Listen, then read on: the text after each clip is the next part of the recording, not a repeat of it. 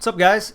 I am here at the computer today because I want to share and go through a blog post I published today called Highlights from Zaner's Journal, the Early Years, 1895 to 1898. And this is just the culmination of me reading the first 4 volumes of Zaner's Journal, which was called the Zanerian Exponent, and then it changed the name to the Penman and Artist about halfway through those first 4 years. Those first 4 volumes, and the first 4 volumes composes 16 different issues, or numbers as they called them. And I just really enjoyed reading these, and I compiled a bunch of notes as I was reading it, and I downloaded a bunch of PDFs and took a bunch of excerpts from this while I was going, and then I said, all right, let's put this all together into a blog post. And the result is this somewhat long blog post. It's over 1,000 words and features a bunch of different images and links to PDFs that you can download and read at your own pace here. So I thought I'd do a little YouTube video, go through the post. You can find the post at perfectbiscuits.com/Zanerian-journal. Get the link up on the screen there for you, so you can follow along at home there. You can also get the PDF of the first 4 volumes of Zaner's Journal at archive.org. If you just look up Zanerian Exponent, you'll find the PDF there. And I also have links in the blog post, like right here, the single PDF on archive.org. So, and I'm calling it Zaner's Journal because the name changes so many times, and I think that's just the best thing to call it, because it was his journal. I'm sure he was the final word on what got printed and published. So just calling it Zaner's Journal for simplicity. So you'll hear me refer to it as that. But let's just go through the blog post quickly here, as quickly as I can.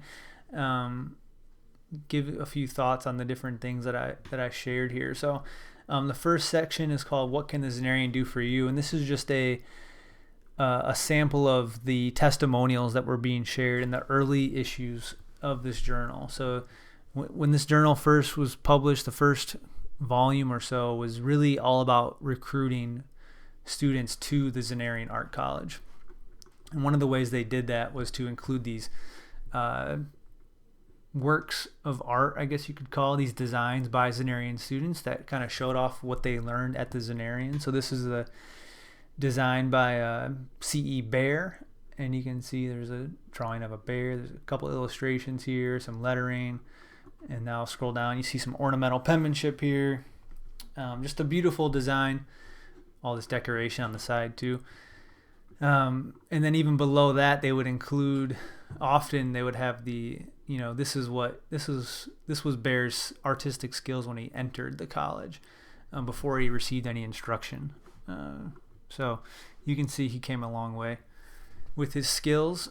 And I have a link here which it's a PDF that has all of the portfolio work that was printed in these early years of the journal. I think there was like 16 or so different pieces, so you can click on that and see all of them in one PDF. The next section is Zaner's beef with arm movement pures and traditional script. So when you're reading these journals in this time period, it says 1895 to 1898, Zaner was very much on a mission to move penmanship in a progressive direction in terms of moving away from traditional forms and moving towards forms that are the easiest possible forms to write and read.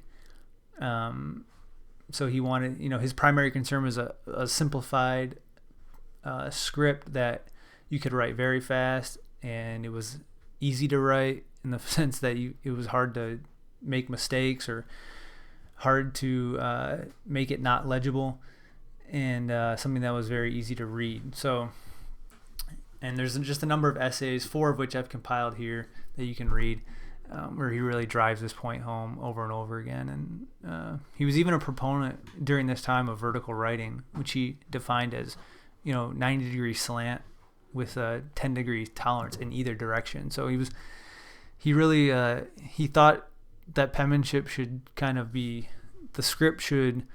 each individual should bring their uniqueness to the script. And for some people, he thought that it was easier to write back slanted.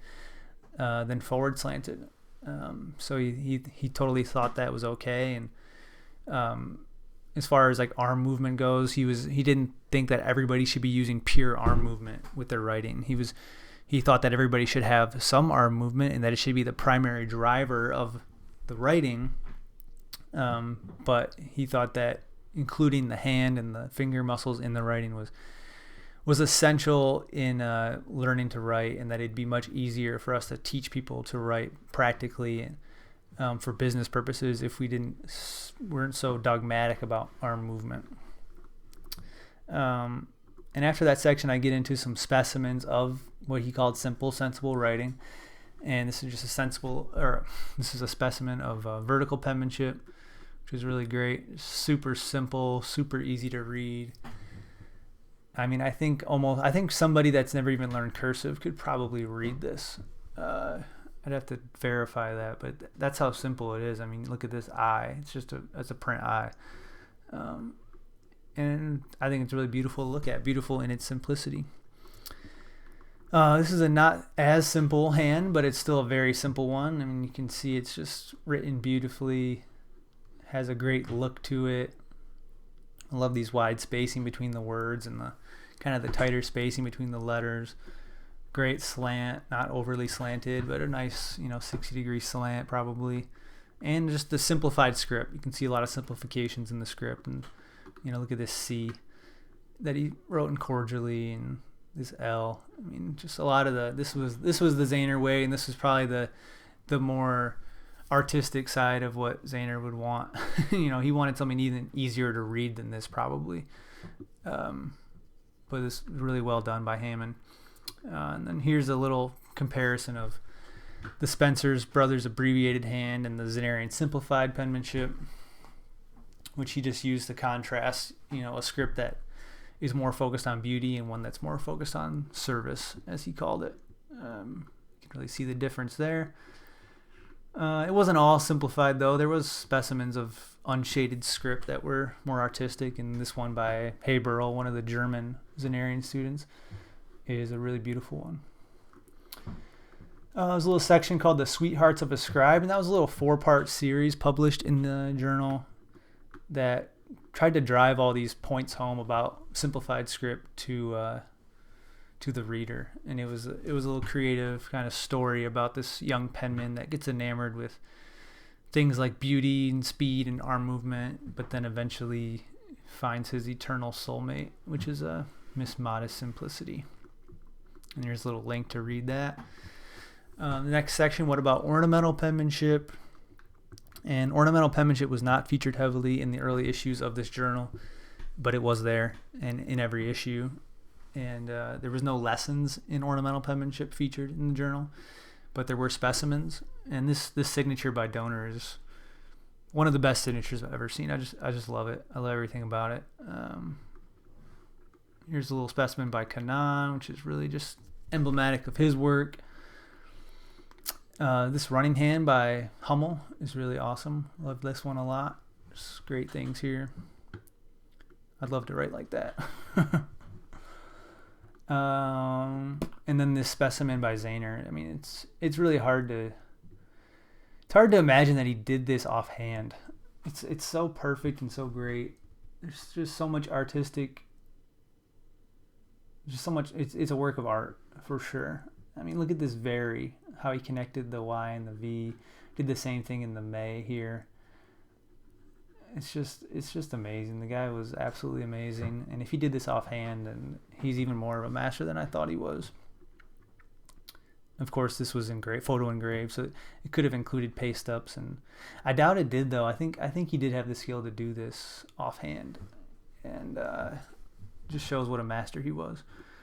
All right, moving on. A little section about sketching, which was something that was heavily discussed in the early issues of Zaner's journal. There's some essays here that I linked about the importance of sketching and the benefits of sketching, and then there's just a couple specimens that I really liked.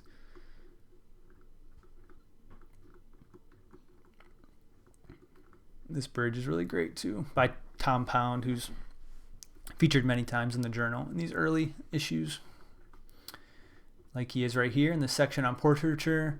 This is a portrait by Pound, and at some point, volume 2, number 4, they really started promoting and publishing specimens of portraiture because they had a book titled Portraiture coming out, and they wanted to kind of drum up interest in portraiture.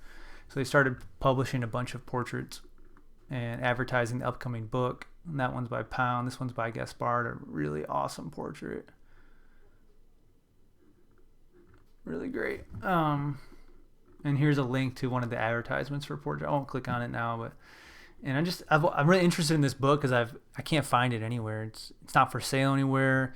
It's only listed in 5 libraries on worldcat.org. There's no digital copy of it that I'm aware of. So if anybody knows anything about a copy of this book, please contact me, leave a message, go to my website, email me. Please do that. This section, lessons in flourishing drawing, writing, lettering, and roundhand. So I compiled these. There's 5 different 4-part lessons included in these early issues, and I've compiled each one into its own PDF. They were published in part across a series of issues, and I've just I cut them all out and put them together into their own PDF so you can easily go through each lesson, and I've linked them here. So and they, like I said, they had them on flourishing, freehand drawing. They had one called simple, sensible writing, practical lettering, which was kind of just a mixture of different broad pen scripts and decorative scripts, and then a roundhand penmanship one as well. Getting to the end here, inside the Zanerian Art College. I encourage you to click on this link here. This is a little question and answer page that was reprinted multiple times in the journal, and it kind of gives you a little insight into how much it costs to attend the Zanerian and how things worked at the Zanerian and what you could learn there and why you might want to go there. Really interesting little FAQ, as we now call them. Here's a picture of the July 1897 class. You can see Zaner here in the middle, and Blozer's in the back here, number 42. Zaner's 24. There's a link here that has all the names of everybody listed here, or everybody pictured here, sorry. And here's a couple drawings, sketches of Zaner on the left, Blozer on the right. Really cool drawings of them at work, and some drawings that a student did of other students, fellow students. Bunch of different sketches. And then the last thing I included in here is this essay titled "Who is the Best Penman," which is just a really great essay by, I think Zaner probably, I don't know who wrote it. It kind of talks about Zaner in the article, so I'm not sure if Zaner wrote it or not, but it seems like something he would write. You kind of get a feel for how he would write, and it seemed like something he wrote, but interesting little essay and a great way to end this blog post. So thanks for checking it out. I'm going to stop there. You can read it for yourself, perfectbiscuits.com/Zanerian-journal. I'll link that in the description here. Give it a read through. There's tons of links to click on. You can click on all of these images and it'll open the image in kind of a bigger size so you can see it more closely. Lots here. Let me know what you think. Leave a comment. Love to hear from you. You can contact me on my website, perfectbiscuits.com. You can email me or write to me. It'd be great to hear from you. Let me know what you think. Subscribe to my channel here on YouTube. That would be very helpful. And give this video a thumbs up. That helps it get seen. So, and of course, check me out on Instagram at perfectbiscuits. I'm always there and love to connect with you there. So, would love for you to read this, check it out, and we'll see you next time. Thanks.